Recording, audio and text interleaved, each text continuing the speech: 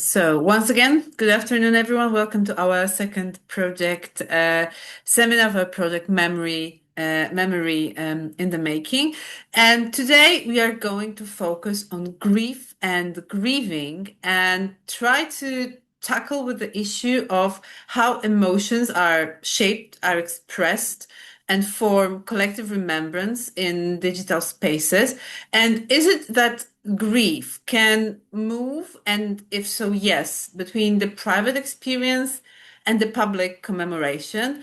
And also, how do online practices contribute to the formation of collective memory? My name is Małgorzata Łukianow. I work at the University of Warsaw. I also co-chair the Polish Memory Studies Association. I will have the pleasure to chair today's meeting with our stellar participants and speakers. Maja Sawicka, who is a sociologist, assistant professor at the chair of digital sociology at the Faculty of Sociology, University of Warsaw. She's interested in the sociology of emotions and social interactions. In her research, she currently focuses on digital interactions and investigates emotional mechanisms underpinning the emergence of local digital subcultures and emotions. She's an active member of the European Sociological Association, Research Network 11, Sociology of Emotions, and a regular member of the Digital Anthropology Lab at the University of Tübingen in Germany. In her key publications, she investigates how participants in digital interactions collaboratively construct local emotional life worlds, ethnopsychologies. She has authored and co-authored articles published in journals such as Symbolic Interaction, Cultural Sociology, Cultural Studies, Critical Methodologies, Criminology, and Criminal Justice, and others. She is an alumnus of Alexander von Humboldt Foundation Research Fellowship, and she has also received a scholarship for outstanding early career scholars by Polish Ministry of Education and Science. Welcome, Maja. And the second speaker, so my fellow principal investigator from our project Memory in the Making, Kristina, who holds a PhD in journalism and MA in psychology. She's a researcher at the Faculty of Journalism at Zaporizhzhia National University, and the principal investigator in the project Memory in the Making, Early Grassroots Commemorations and Digital Activism in Wartime Ukraine. She also leads an NGO, To Be, which provides support to individuals experiencing loss and grief. In 2024, she was a fellow at the Weiser Center for Europe and Eurasia at the University of Michigan. She is the co-author of the monograph Socio-Humanitarian Studies in Wartime, Post-Colonial Modality and Transgenerational Potential, published in Zaporizhzhia in 2025. And she also authored the chapter Making Memory in Time of War, New Commemorations and Decolonization of Memory in Ukraine after February 2022, in the forthcoming volume War in Ukraine Between Lived Experience and Public Discourse, to be published by Brill. And also, what's important, Kristina was an active participant in the 2022 protest against the Russian occupation of her native city, Melitopol. So welcome, Kristina. So I think without much further ado, I will pass this virtual mic to Maja. Maja, please go ahead. Thank you very much for the introduction, and I'd like to say that I'm really happy that I can be here and that I can bring my perspective, which is a perspective of a sociologist of emotions, in dialogue with memory studies and empirical work on commemorating and grieving practices.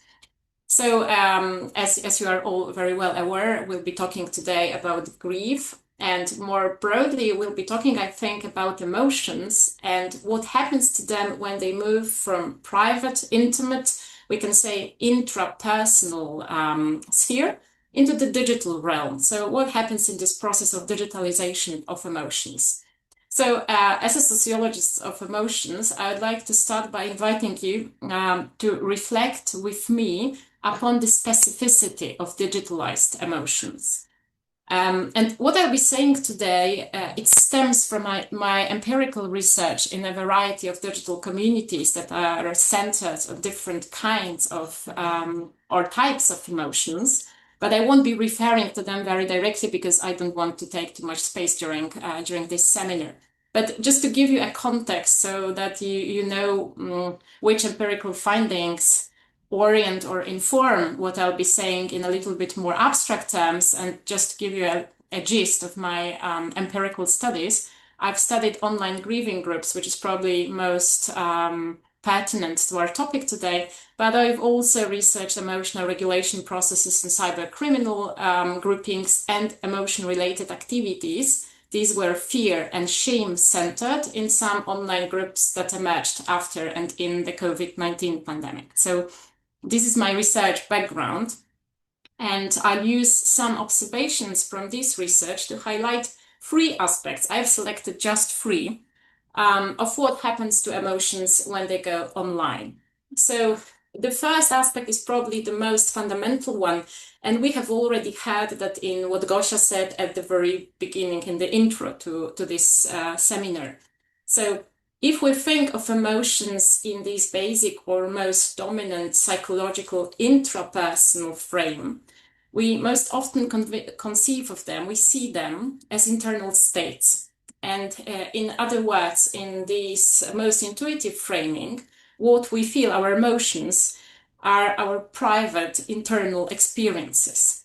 Whereas, and this is the thing that we can observe when we look at what happens in collective contexts in digital communities that center on emotions, when they go online, they become mediated performances of feelings. And that's the first thing that I would like to highlight or stress, is that in the digital communication, emotions operate and are perceptible also to us as researchers. So we can actually capture them as performances, expressions, which are mediated by affordances or functionalities of digital infrastructures, such as digital platforms that mediate the communication as such. And I'm not trying to say here so that we can discuss it later, but I'm not trying to say that these expressions or these performances are totally unlinked with these internal experiences or the actual feelings, as we can call them. I would say that they both communicate these feelings and are connected to them in a sort of a feedback loop. So, for instance, they reinforce, they channel, and they modulate these internal states or internal feelings. This is why I propose that we stick to a certain category that enables the capturing of online emotions, and this is the category of emotional digital practices. So digital communicative practices that are centered on feelings and can be undertaken, can be performed in digital interactions. By thinking of emotions as of practices, as of actions, we can focus on what people actually do online with emotions. For instance, to express a particular emotion. So when we think of grief, for example, this is what we'll be discussing today, we may focus on digital commemorating practices, and I think that that's something about which Kristina will tell us something more. But we can also think about discursive practices that people use to articulate their narratives of loss, for example. When we think of shame, which is a different kind of emotion, we may look into what people do online to shame one another, or contrary, what they do in online communities to rework shame that they experience somewhere else. So how they work with shame in and through digital interactions. When we have interest for anger, we may look into how people mobilize anger online, into all the actions that they take to spread their anger or to share their anger with others. And I think that this is the point that leads us to the second aspect that I would like to highlight, a second characteristic or a second feature of digitalized emotions. And this is that when moving online, so moving into the space of communication, emotion cease to be an individual property. And that's also one of the core themes for today. So my position would be that each and every expression, emotional expression online becomes part of social dynamics or a social interaction that goes on online. So when people do or practice emotions, other people can join it. So, for example, they can express their understanding, they can express their co-feeling, they can express their support, or on contrary, they can shame or contest some emotional practices. So that's why I think that the digitalized emotions should be considered as sociological rather than only psychological phenomenon. There are, of course, many intersections that we can discuss further, but this sociological angle actually captures this collective aspect of practicing or of doing emotions online. And there is another aspect to that that is provided very much through this digitalized character of communication. And this is that digital communication provides emotions, or more precisely, the doing of emotions, so emotions understood as practices, with visibility. So they become instantly visible to many, and more often than not, they're also recorded, so to say, for future use. So they're kind of sedimented in the self-archiving lines of digital communication. So many other users of the same platform can actually engage with these emotions both exactly when they are expressed or practiced online or long after the expression arc. And this is consequential because I would say that as a result, digitalized emotions part. So there occurs a division between the particular expressive situation, so the particular situation and context in which particular emotion was expressed, and this situation, and what's more important, between the individual who actually expressed these emotions and the expression of emotion. So in this sense, digitalized emotions become a collective property of a community that is inhabiting or using a particular digital space. And thirdly and finally, this is the last aspect that I would like to identify very briefly, is their unfinished or open-ended character. So when we think of emotions as states, we often think of close entities or close experiences. So I think that we should emphasize the contrary. So we shouldn't consider emotional expressions as closed entities and also in isolation from one another. To put it in more concrete terms, the online grieving of one person, as I think, enables another one to grieve. A narrative of loss that an individual develops through their online participation, for example, through posting certain stories, contributes to another narrative.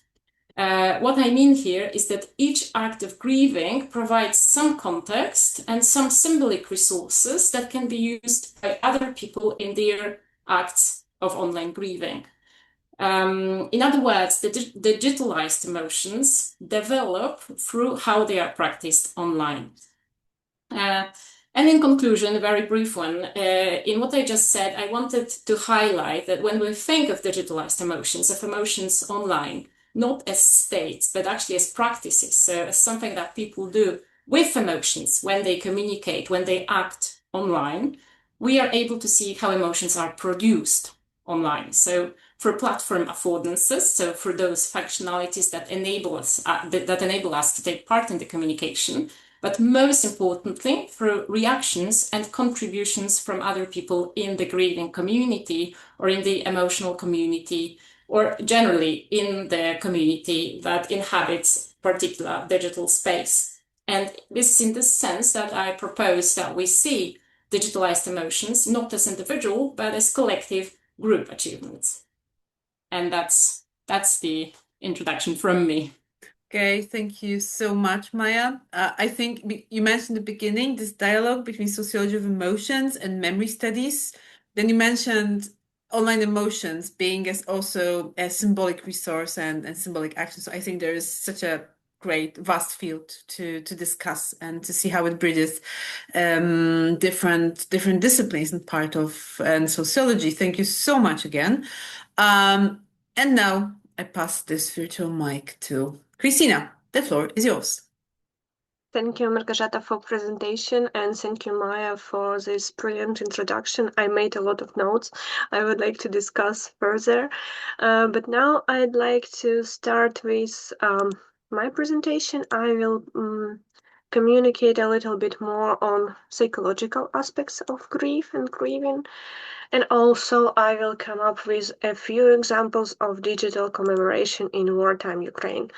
And I would like to begin with the definition of grieving. It is very short one, but it is important to understand that grieving is an active process. So it's not just like a noun; it's a verb, and it is a process of response to the loss and the process of integration, the trauma of loss. And it is like process is it takes you some time to go through, and it takes you different body reactions, different brain reaction, and well, different emotional reactions too. And I would also like to highlight that losses are not only about the deaths, and not only about the deaths of people. Losses are also about the deaths of pets. Losses are also about losing the home, losing the sense of stability, losing friends, but not because they are dead, but because of the distance, for example. And unfortunately, in the context of the ongoing full-scale invasion of Russia in Ukraine, there are a lot of losses within Ukrainian society and within Ukrainian diaspora abroad. And we need to acknowledge that when we are starting the war, we also should consider starting the topic of losses too. I wouldn't go very deep into different theories of the grief, but I would like to point out that nowadays some of the theories are really like very recent, very modern, and like the most fundamental ones. The ones that like have the biggest impact is dual model by Strobe and Schut, and it understands grief as a dual process of dealing with loss, like remembering someone who has died, creating memories about it, discussing it with other people. And the second polus of this dual model is when you are building new senses of yourself, when you're trying to build new understanding of who you are now, your new identity, and your plans for the future. So nowadays, dual model is like one of the most fundamental, not only in psychology as practical, but also in the studies of psychology. I would like also to mention banana and lucid home and the theory of continuum bonds, but I'm pretty sure that you are somehow familiar with this series. I would like to also point out the question, how does the grief of others affects us as researchers? And to my mind, it is very crucial question to ask. I don't have that much answer to it because I am a researcher, but I'm also Ukrainian who lives right now in Ukraine under wartime. And as you may know, or as you may not know, recently Kiev was under huge Russian attack, and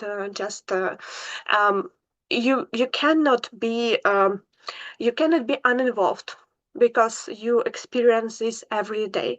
And when you are communicating with people who experience loss and who experience grief, which are very high, intense feelings and emotions, you just can be really unstable with this. And sometimes people, when studies such a complex and such intensive feelings, they can receive secondary trauma, also known as vicarious trauma, or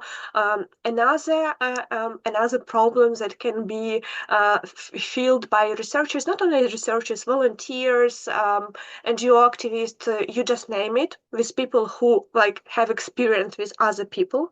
They can also feel compassion fatigue, which means that you are not like professionally burned out, but you are really very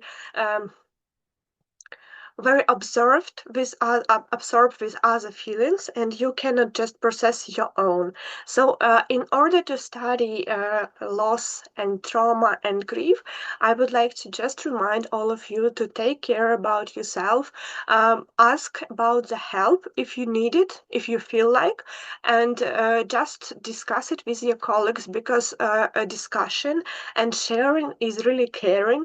And I will go a little bit further with it later, but please take care of yourself, because others' grief can be really high intense and can be really difficult. So whenever you communicate with people who experience such complex feeling, you need to understand that there is a very specific attention that should be paid of your borders, like, yeah. And I would also like to highlight the understanding the difference, because there are two, not two, of course, they are very different. Every grieving process is like a fingerprint, which is basically very unique. But there are two types of grief: acute loss reaction, like when the loss happened right now and person is processing it, and everything is very high intense and everything is very acute, and person can be really emotionally involved. Sometimes people can be angry, sometimes people can not understand what is really going on, sometimes they cannot even hear you because they are in dissociation. But there is also non-acute grief, which doesn't mean that people are not grieving. It means that people just have somehow integrate this complex feeling, and just now on the second policy of dual grieving process, like defining her new identity, and trying to build her new senses. And as I said before, sharing is caring, and commemoration is a process of shared grief. I believe Maja talked a lot about sharing in the community, in the online community, and how people can support each other, how people can validate each other's feeling. And commemoration is really important because it helps others to express their grief in a somehow safe community, to feel more visible, to feel validated, and to feel that they are not alone. To be not alone in grieving is very important, which is like from the very ancient times of humanity, people created different ceremonies and rituals just to share different processes that are happening in the life, especially while death, just to support each other and to do this shared grief feeling together.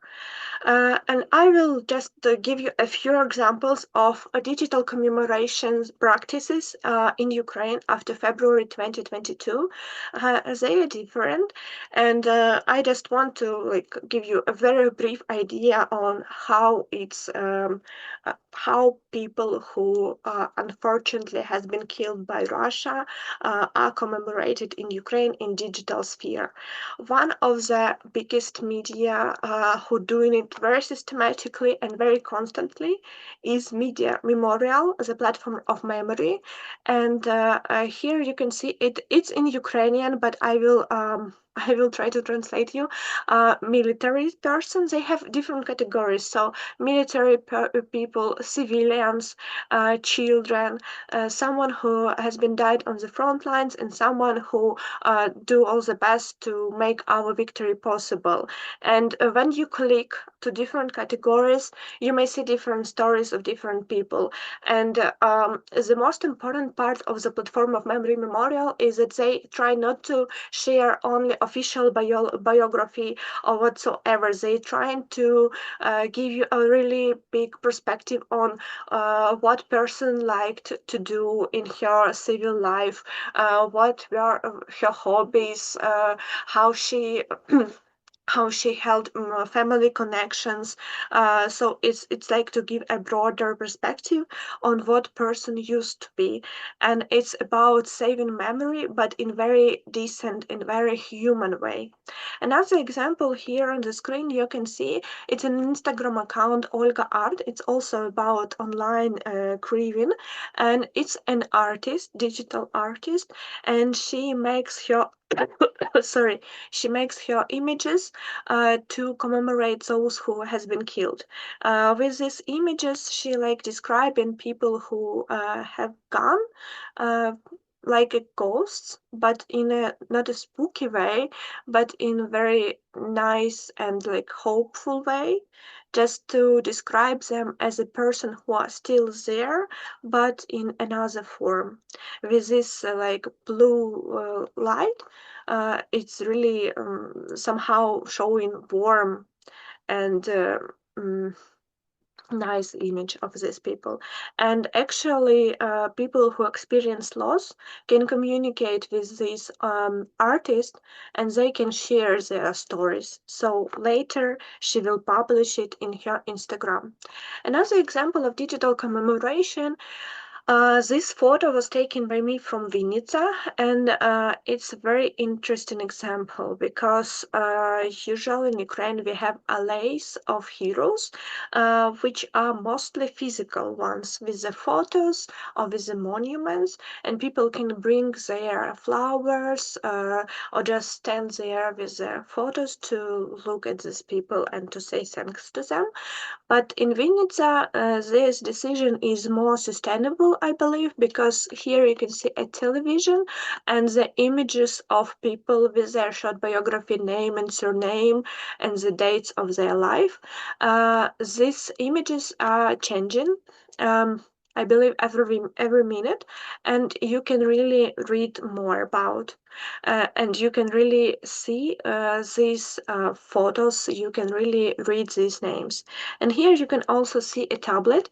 You can actually go to this tablet and type the name or surname of the person you are trying to search for, and then it will give you some results and you can also read more information. So this digital commemoration example is really sustainable because it helps to provide as much information as possible without not taking that much of public space.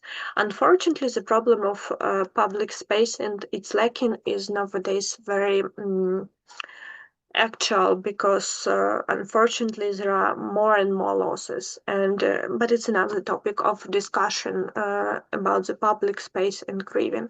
And another example is virtual boards of memories. It's just one example, but I know that in different universities, in different businesses, different organizations do they as they want to.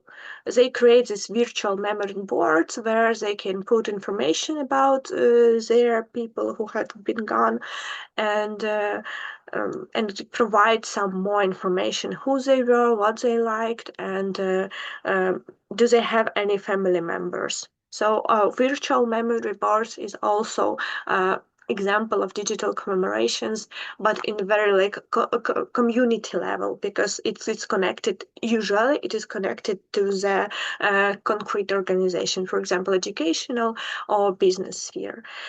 And last but not the least, I would like to share examples that my NGO to be is doing.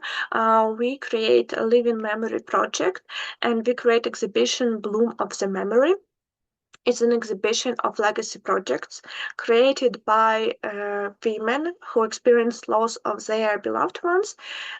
These women are mothers, daughters, sisters, and wives, and also partners of deceased soldiers.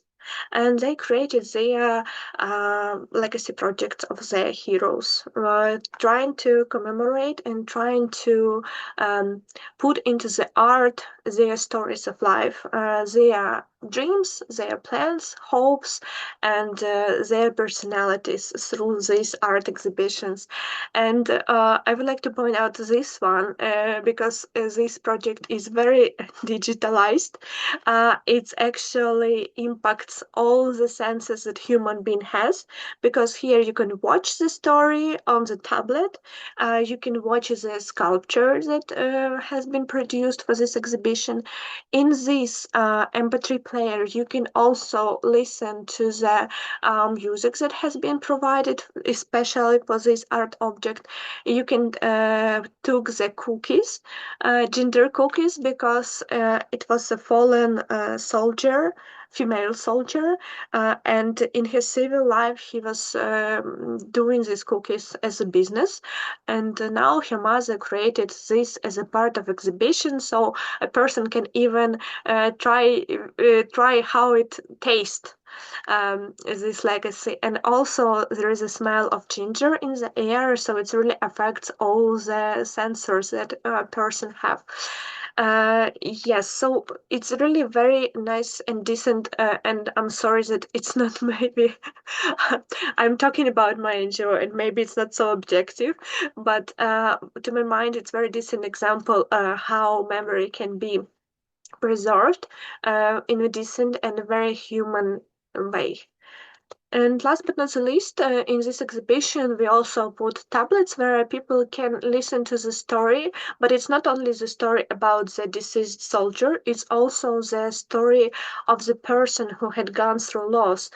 Because our idea was to make them feel more visible, to to give them opportunity to share their loss, to share their grief, because as I mentioned before, sharing is caring, and shared grief is something that can be produced, that can be lived a little bit easier, not easier, but at least a little bit. If you share it with someone, you understand that you are not alone. And this project actually was supported by Mostecki Arsenal and by the Partnership for Resilient Ukraine. So it is very like on big level, and I'm pretty sure that such commemoration practices should continue growing in Ukraine, because memory should be preserved in a very decent and very human being way. That's basically all from my side. Thank you for your attention. Okay, thank you so much, Kristina. It's fascinating to see that we want to discuss digital memory, but how inescapable it is to not to feel memory. So it's really impossible, so to say, not to feel the sensory dimension of memory, even though if it's on site, online, that we still go back to this dimension to feel essentially memory on different levels. Thank you so very much for this presentation. Now moving back to Maja, I think like there's a lot that bridges your speech, especially when you spoke about. I'm wondering if you also share this impression that this symbolic repertoire that is necessary for the collective commemoration, collective feeling, is something that I think that emerges from commemorations done here and now, that we can see this language emerging even during the war.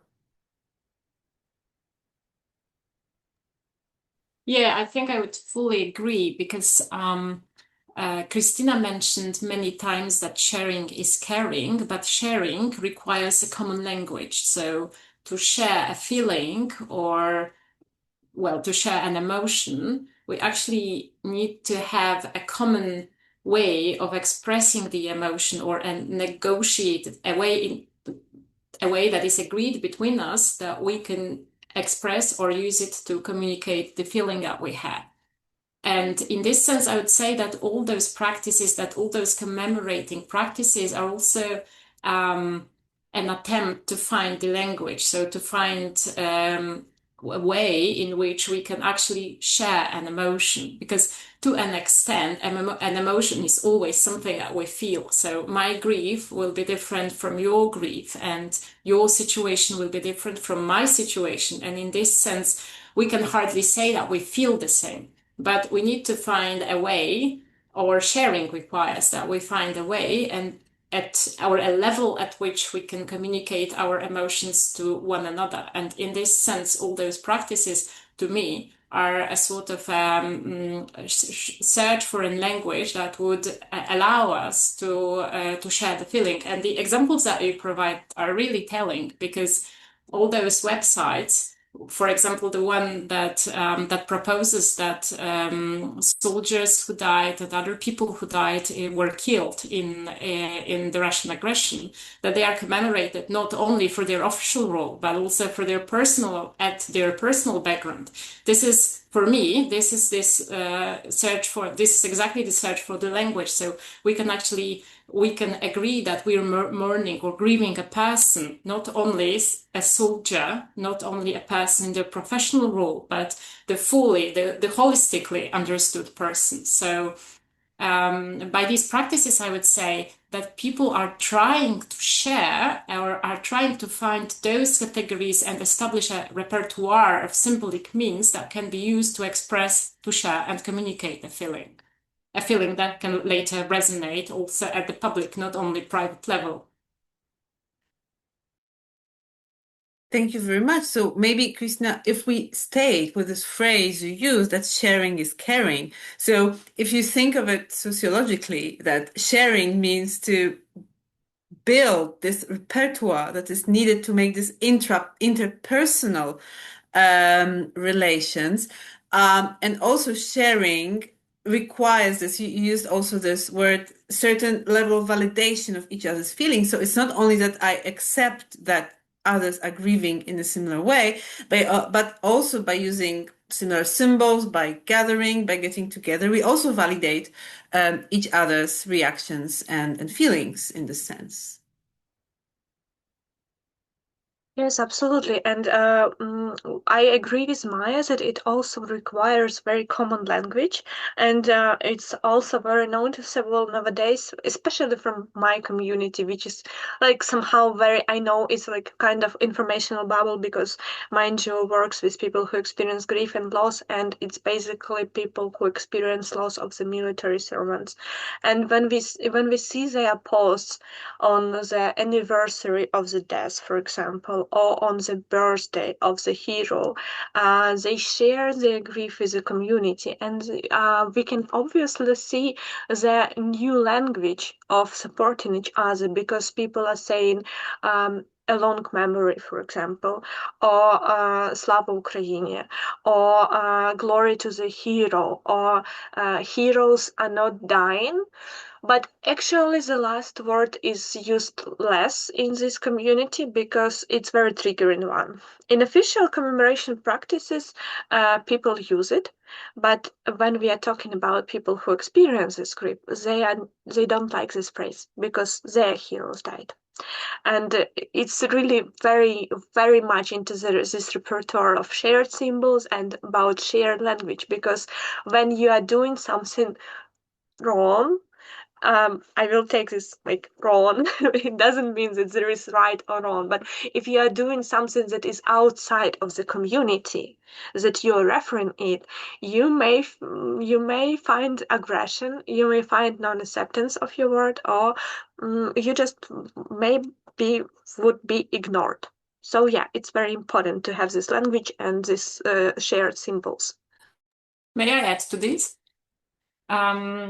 Because there is a theory of grieving by Lynn Lachlan. She was a sociologist of emotions, and she explained grieving through certain aspects of grief that are relevant in a grieving situation. And these aspects among these aspects, I would say that what's important is the identity of a person who has lost someone. So I think that this could be important in this context because I think it's something that needs to be socially established because identity from the sociological perspective needs to be recognized by someone. So it's a relative phenomenon.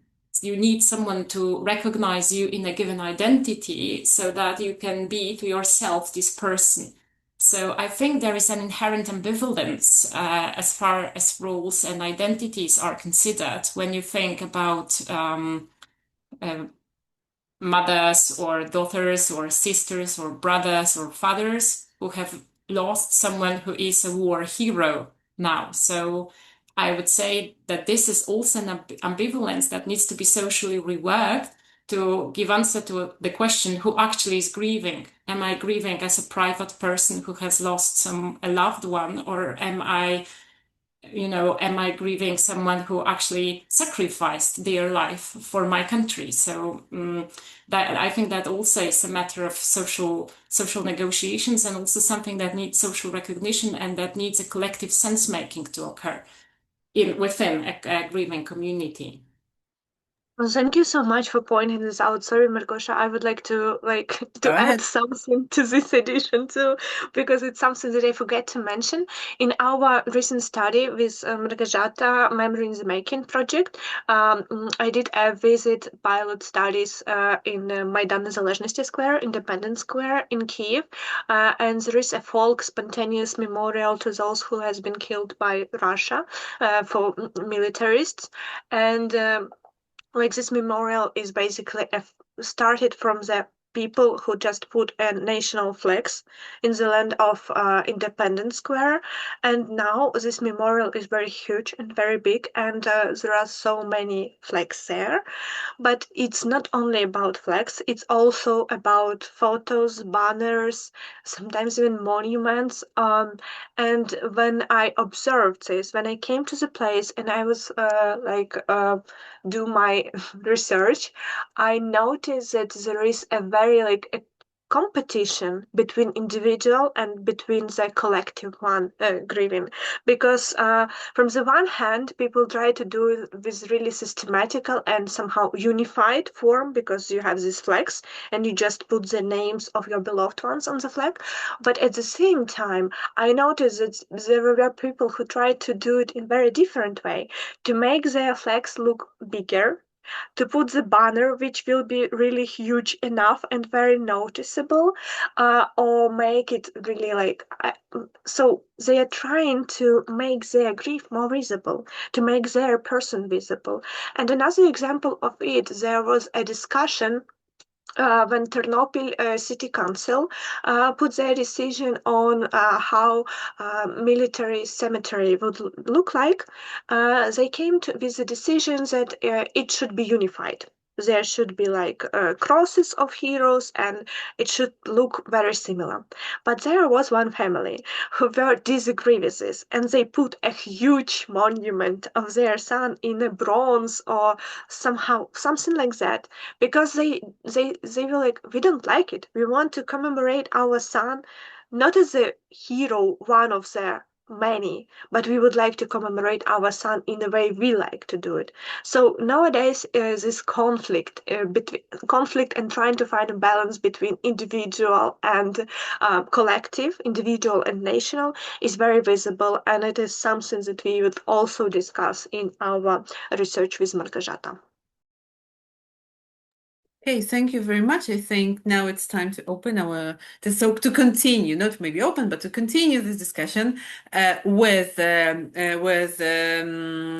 our guests and with the audience. So if you'd like to ask a question, you can either type it in the chat. I will be happy to pass it to our speakers, or you can raise this virtual hand and ask the question. And in the meantime, before you pose the question, I would like to use my position and ask my question, which is somehow, I think, related to what Kristina just said. But what if we moved from these on-site commemorations that are present in Kiev's Maidan Nezalezhnosti, and see it online? Because what we're also discussing here are certain platform affordances. So on the one hand, if we look at memorial, so there is something we gain by these affordances because we can be a part of bigger something, a part of a collective mourning, and to share our grief online with the tools that are given to us in the form that helps us does it. But at the same time, and I think this is what Kristina also mentioned, something is lost because this personal dimension online, when we see these big commemorative grieving platforms that gather thousands of records, this personal dimension is being slightly, it's less present, so to say. So my question to you would be, if we think of, but I think the same would happen on Instagram, because this is also a platform that has its affordances, focused so much on the visual aspect of grieving, because maybe this is your language of grieving. It's not words, it's not art, it's a picture, for example, and it requires less text, or maybe it's more textual in another dimension. So you'll use another platform, but it's still collective I think, in a sense, that it reaches so many people and is readable, socially readable to so many. My question is, how do you see this balance between what we gain with those platform affordances so we can express this grief, I think, even in numbers, to see how thousands fallen in Ukraine. But on the other side, does it really help us cope with our personal griefs to see this formatted type of grieving? What do you think about this? Maybe first. I think with the case of platform of memory memorial, it's a little bit easier because it's a kind of content that can be moderated by those who experience loss and grief. So nobody force them to put their stories on, and if they don't feel like or don't like to have the story present, they don't need to. So I think it's very important to give the person this freedom of choice, because when people experience loss or any other trauma, they somehow lost also their control. And it is very important to give the person control back with at least the smallest. Do you want your story to be shared? And it's like the smallest step you can make to just give person a little bit more of control and gain a little bit more of confidence. But I'm thinking about validation as a very important aspect of it, because for people who experience I will not generalize here, sorry. With the women who we as NGO2B are working with, we notice how important is memory for them. They do all they can. They use all the platforms they can use to commemorate and to speak about their beloved ones.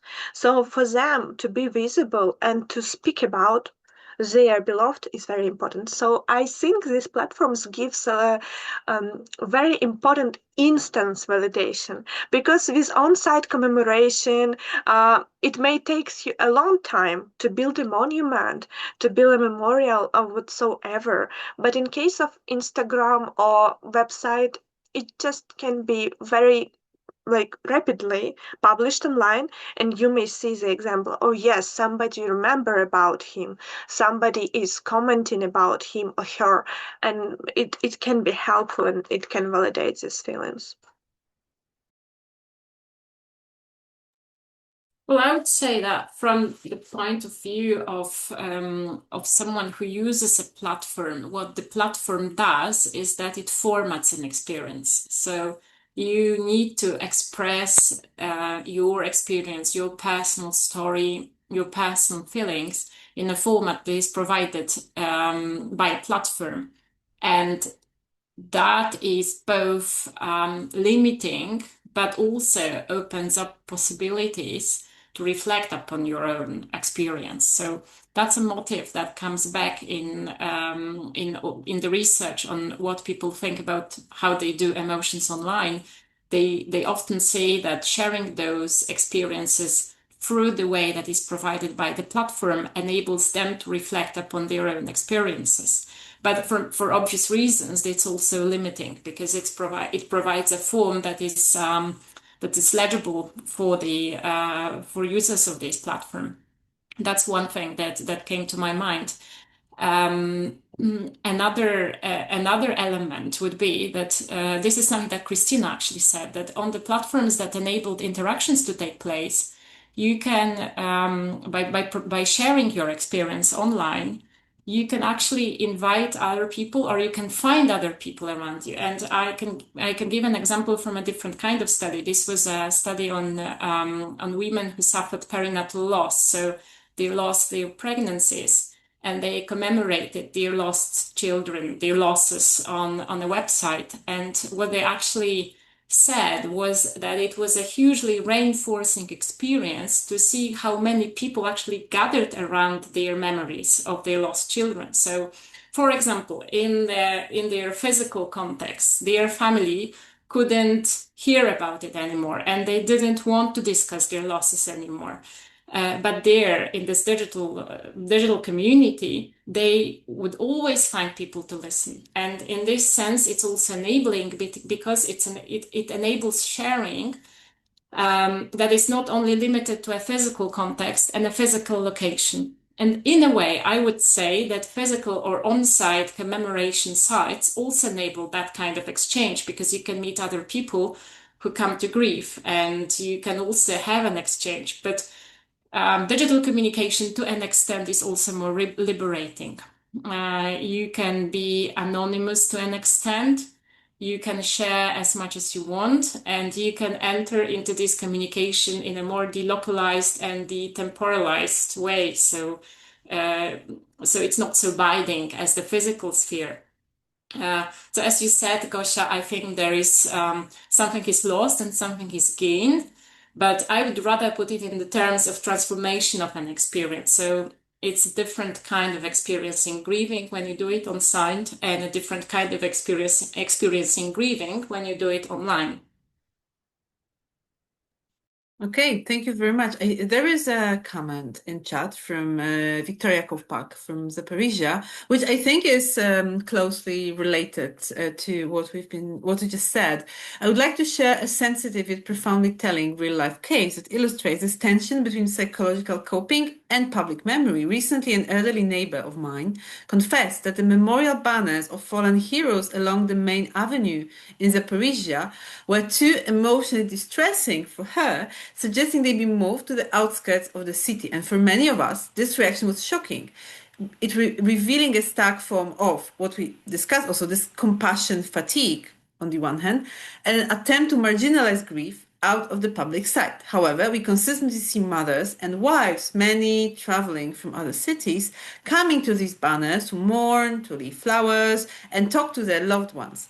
And these physical spaces serve as vital replacement nodes of collective grief. And even though we have a comprehensive digital platform documenting these heroes' stories, this case proves that virtual space cannot fully replace the physical geography of remembrance. During a prolonged war, urban spaces become a complex ethical battleground between the emotional self-preservation of some and the sacred right to visibility and honor for others. Thank you so much for bringing also this geographical dimension, also an ethical battleground, because the way we present loss and grief also has a huge ethic dimension, brings us back to thinking what is collectively accepted. There's also for a memory studies scholar links into the idea of the culture of remembrance. So culture requires certain norms. It requires certain ways of doing things and practices. So without it, we cannot mourn together, so to say, within one culture.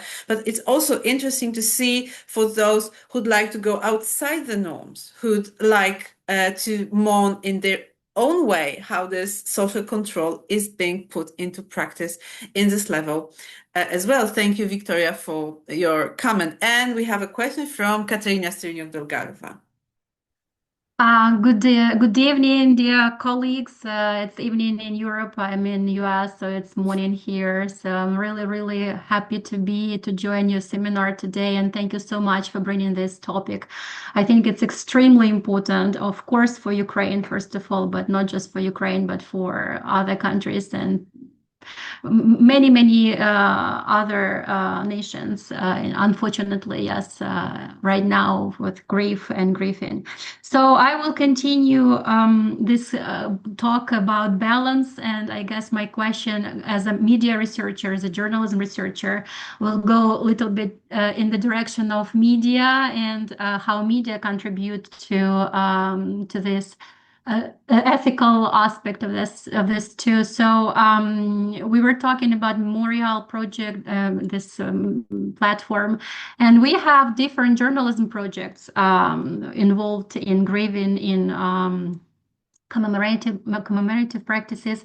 For example, we have this Ukrainska Pravda media newspaper, what digital newspaper, what they do, they daily repost on their social media at 9 a.m. They repost one of the stories of this fallen either civilians or heroes, military people, something similar, but we have 9 a.m. a minute of silence, of grief in Ukraine.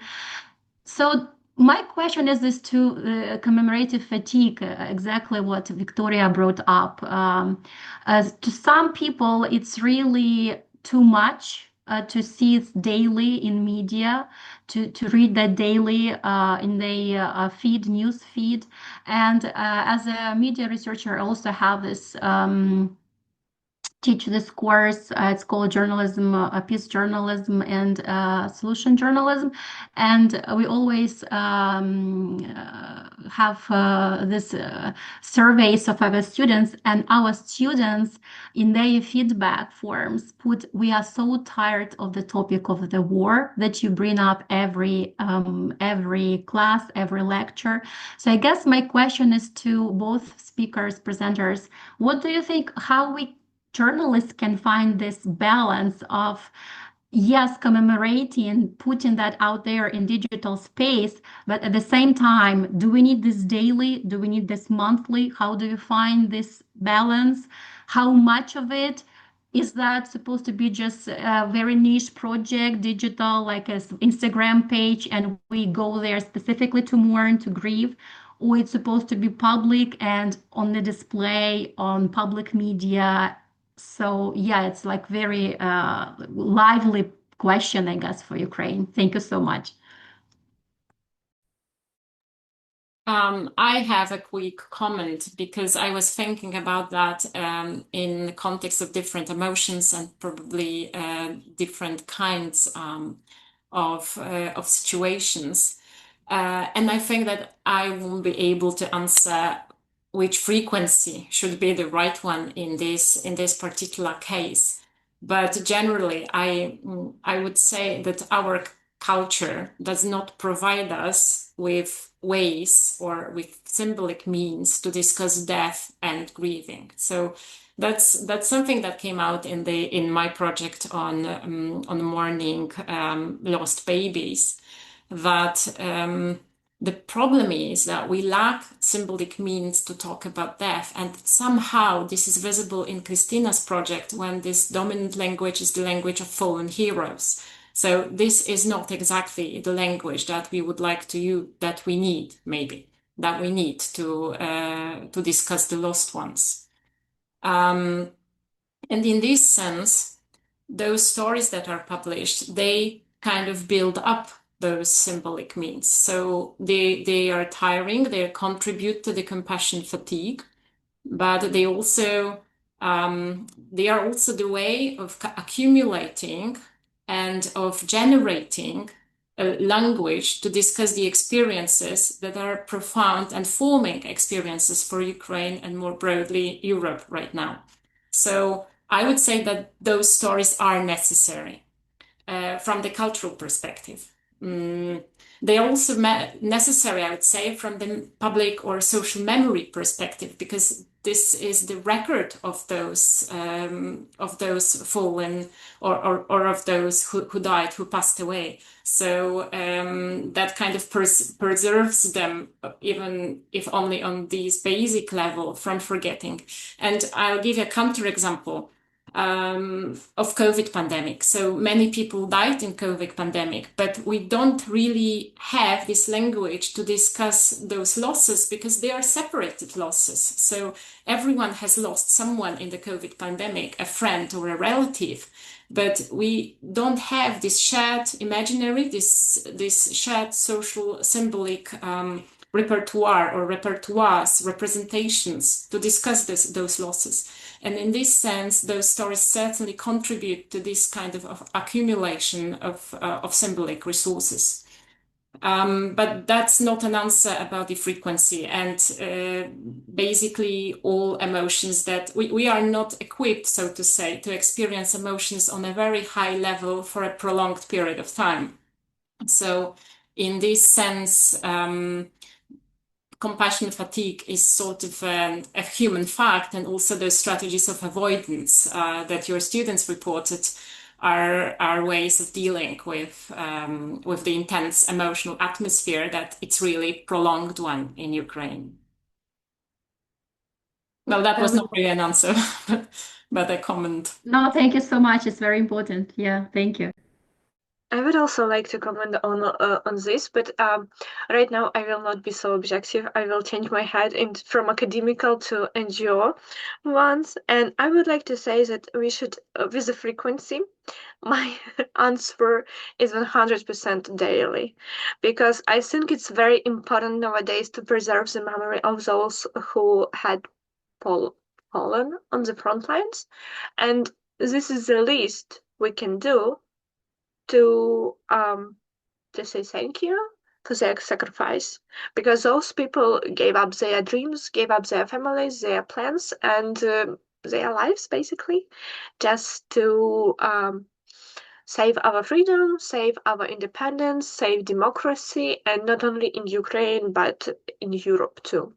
So, in my opinion, it is very important. Like, why I am so interested about the movement Moment of Honor and their activity and what they are doing, because they remind people every day about it.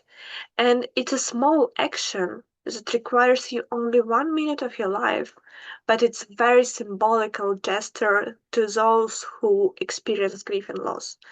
I will not go into very personal details, but I know how for our participants of our activities, how it's important for them to see that people stand in the silence, that people react on this minute of silence, because it's only 1 minute for them, but it's very symbolically meaningful minute.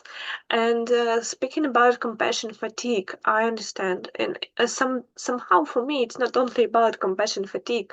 Right now, for me, it's also about somehow of blindness that our minds create to support us, because we cannot bear that much grief.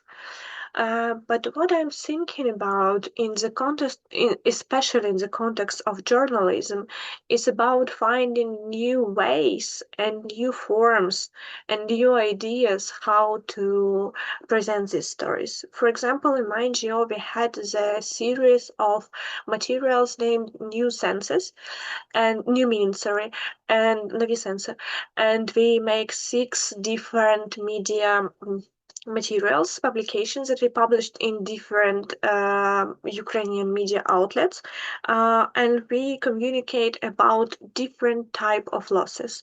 We had a story of Maja whose son died because of suicide. We had a story of prenatal death that Maja has previously mentioned in her study when people lost their babies. We had a story of a person who experienced ambiguous loss and her son is missing in action. We have a story of those who have fallen soldiers in their family. Those are very different stories. But our key focus there was not how you experienced grief or what was bad in your experience, let's put it in this way. We were focusing on how did you find new meanings in your life? What was helpful for you? Who support you? What was really nice from other people trying to support you? And with these answers, I believe we find really very important nerve within the society, because for them it was very important to understand how can we do so, because what they see now from media is just the stories of pain and loss, but in this case they also can see the stories how can I be supportive there, because sometimes people just avoid, not because they are bad, because they don't know what to do, and with these stories they can have like somehow ideas what can be helpful, what they can do, what they can say. So, in my opinion, it's also about trying to find new angles for the stories, new forms, new ideas. And I will also would like to remember about our exhibition, Bloom of Memory. It is a very vital project. It is about love, not only about loss. Mostly about love, about light, about hope, and at the second time, it's about loss. Okay, thank you very much for those reflections and the question. And still, we are navigating in this realm of symbolic languages, trying to find how to both linguistically and socially talk about losses and war. There is one more question in the chat, which I think is also encompassing different dimensions of the research you talked about. From Taisia Zozul, so I hope I pronounced it correctly, I'm sorry. What recommendations are there for trauma-informed communication regarding memory projects?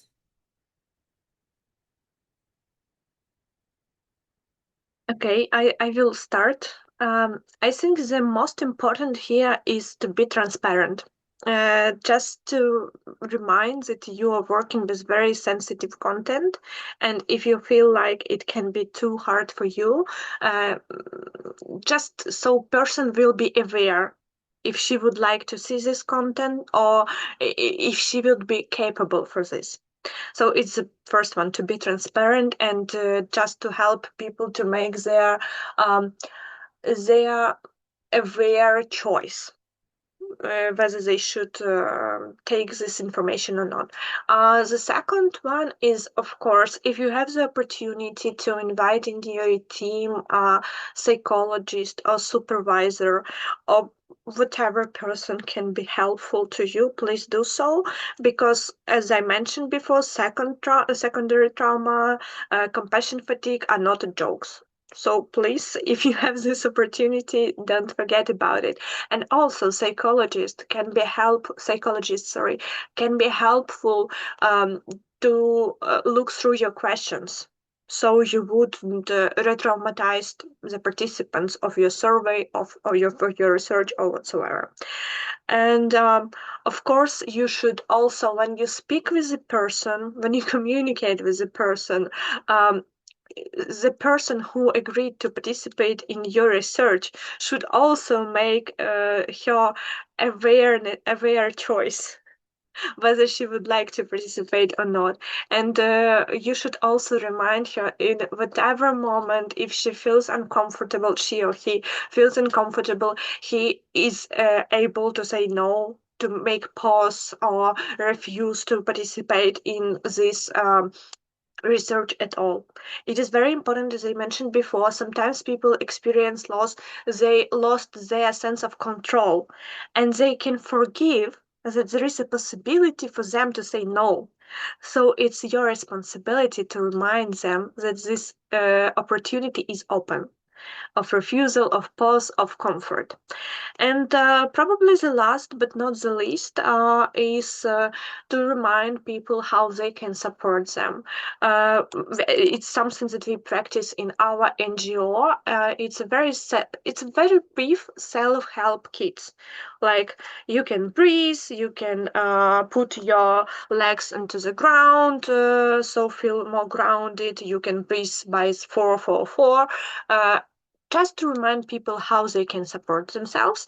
And in case of participant of research, you can also share with them informational leaflets or contacts of other organizations that can provide them support. So if you cannot directly do so, you can recommend them whom they should ask about help in case of psychological crisis. So it's very brief answer on this question, but I believe it requires another seminar on this topic. Thank you. I don't have really much to add to what Kristina said. I would say that what's important is not to confuse roles. So a social researcher, sociologist, for example, is not a therapist, and we don't have those qualifications to conduct a therapy. So we must be really sure that we stick to our role. And this is most often ensured by research design. So this research design has to it's quite important in case of sensitive topics, because we have to delineate those roles. And people sometimes they enter into very sensitive angles of their experiences. They can get emotional during the interview, and I think that the golden rule would be to be really conscious of a very thin distinction between a therapy situation and a research situation, and it's our responsibility to keep this situation on the research side. And I would also like to emphasize what Kristina said about reminding to the person with whom we interview, for example, that they can draw back anytime. So this is our responsibility to make the situation as comfortable as possible, so that this person actually knows that they can actually do that. And there will be no sanctions, including those interactional ones, for example, a dissatisfied look at our faces. So we have to be really aware of ourselves and how we communicate with the person we talk to. My experiences are also that, for example, in the case of a disenfranchised grief, so grief about which this person cannot talk in their immediate social circumstances, those interview situations are often welcomed situations, in a sense that people talk and we can give them voice to talk about their experiences and their feelings in a very particular situation. But we have to be really careful not to cross the line that separates a psychologist and a sociologist, for example. If I may add one more thing, so also and also having some conclusions from discussing our project with different ethical boards in Poland and in Ukraine, very often we think that this research situation is limited to an interview, but it's not. So it's also pre-interview communication. And this is the moment when you say, everything is voluntarily what you say, what you don't want to talk about. For example, in our research, we have this leaflet for participants, and perhaps there is an area or topic you'd like to omit in the interview. You can say it before the interview, and we just skip this whole part. And after the interview, the whole data processing, it's very sensitive on so many levels. So disclosure of the data, describing it, sharing it, keeping it online. So this is all very, very sensitive. People often mention other people in their interviews, and this stays with someone and somewhere. And also people need to know what I'm going to do with this data, how long I'm going to keep it, who's going to access it, if I'm going to publish it or not, if it's anonymous or not. So interview is like part of the process. I think the vital part of the process, but it's not the only one. So every stage is sensitive in this case, and requires care and being careful about our proceedings. So just briefly this. Are there any more questions?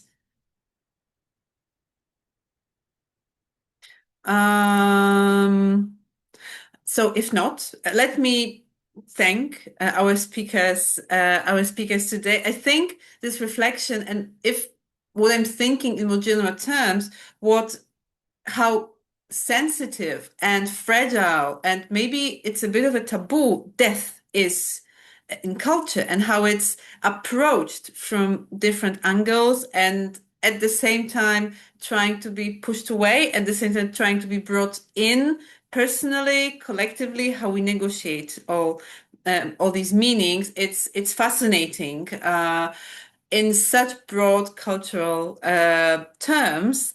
So thank you very much for reflecting upon this, for this topic of sharing is caring. So on the one hand, this is so personal, but on the other hand, sociologically, it's so, like socially, maybe anthropologically, it's also a vital point about building this interpersonal links and bridges.